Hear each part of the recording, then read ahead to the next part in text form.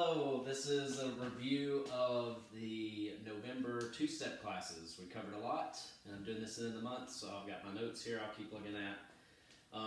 But to get right into it, the first stuff I'm going to cover is going to be just basic stuff you should know about two-step. It's worth listening to. I know it's not always the most interesting, but if you don't get this stuff right, nothing else you try to learn will work well. So, a couple first things. Two-step.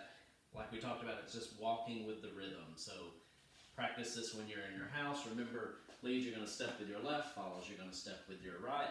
But as we're going forward, we are just walking. There's no like high stepping when we're marching, it's just walking. When we're going in the other direction, going backwards, remember I talked about how when we walk backwards, we just really think about how we step. We go onto our toe ball and then roll back onto our heel. What you don't do is reach back like this. It's a little awkward, doesn't feel good, doesn't look good, and you're probably going to knee your partner. So think about those things and always just go straight backwards as we dance. Whenever I'm partnered up, we'll cover frame in a second. We truly go straight forward. Let me see if you can see my feet. There we go. As we step, I'm stepping basically right between her legs because we're a little bit offset. So you don't have to worry about stepping on each other. Alright, so the next things we covered was frame. So when we get into position, remember we talked about needing just a little bit of tension.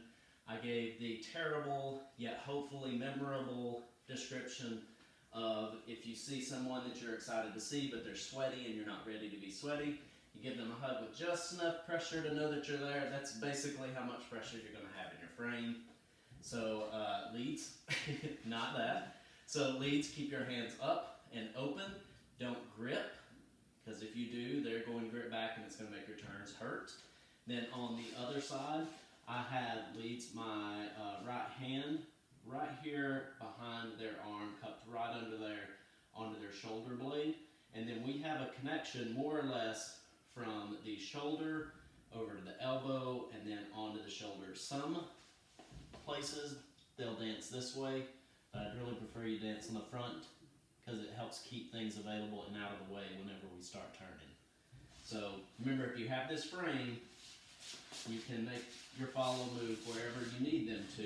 If you don't have that frame, the only thing you're going to have is this hand to push them and this hand back here. You're probably going to have to dig into them to make them move. It doesn't feel good and it's not going to look as smooth. So as you're dancing, use your frame to turn. We always get onto the follows to say keep your frame so your lead can turn you. Well, leads, it's also your responsibility. Use your frame to turn your follow. It'll just make things go a lot smoother. So the next piece is leading with your body and keeping things quiet. So as we get started, there was questions of how you start the movement. I don't reach with my foot because she can't feel that.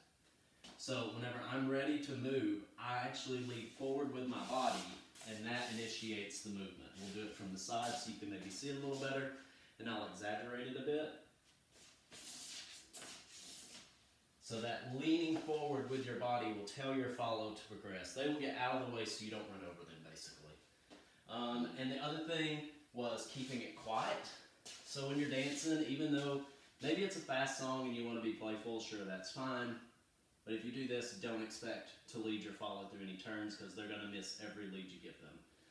But if you're dancing along and there's a lot of this bouncing, you're constantly telling your follow, hey, you might want to turn, you might not. And then whenever you do give them a turn and they're late, it's our fault. So think of being like a duck on the water. Everything on top of the water looks super smooth. All of the work is happening under the water. You don't see what those feet are doing as the duck swims because everything on top is nice and smooth. The last thing we'll cover with the basics is just the rhythm of quick, quick, slow, slow. Some people struggle with that. It is not quick, quick, slow, slow, quick, quick, slow, slow. That's not, even though that's what we say, it's not what we're meaning. You can also think of it as